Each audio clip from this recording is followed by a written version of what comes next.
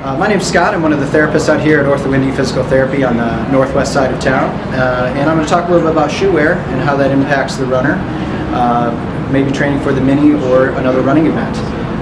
One of the things to consider is how many miles are on your existing shoe wear. Normally shoes last for about 300 to 500 miles, or about 4 to 6 months depending on the mileage that you put on those shoes. Several things impact how the shoes will last during that period of time. What's the running surface? If you're running on asphalt, that's going to wear out the shoe more quickly than if you're running on trails or a rubberized track.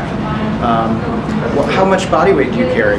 If you're a bigger individual, you're going to pound on those shoes a little bit more and take life out of those sooner than if you're a light, very efficient runner with decreased contact time with the ground. Another thing to consider is how often you're wearing the shoes. If you're just wearing them for running, then they will last longer than if you're wearing them to work and run. So another thing that we want to talk about is what type of foot you have and how much motion you have in your foot. Some people have high arches and don't pronate very much. Pronation is that dropping of your arch from high to low, which is designed to decrease force impacted into your leg.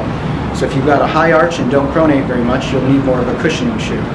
If you have flat feet and pronate or overpronate, you may need a shoe that provides more support and motion control. Many people have neutral feet as well, so they're not too high and not too low, and maybe they don't pronate very much, and maybe they don't overpronate. So these people tend to have a bigger variability in what shoes can fit them. Let's talk a little bit about how the shoes fit. If people wear shoes that are too loose, then the shoe can friction on your skin, resulting in some skin blistering. If the shoe's too tight, then that can result in compression of your forefoot, leading to increased pain during the run. Also, as runs become longer, our feet tend to swell a little bit, resulting in more tightness there. So we need to consider how that shoe fits. Shoes have the toe box where our toes reside in the shoe. Also need to make sure that that's wide. We need to make sure that there's plenty of space for our feet to move around in and it's not too tight.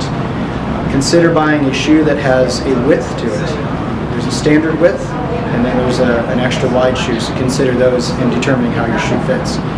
Many of the local running stores will allow a trial period to run in them even, and so you may want to consider doing a trial run or two to ensure that that is a good fit for you. Check with the local store policy regarding that.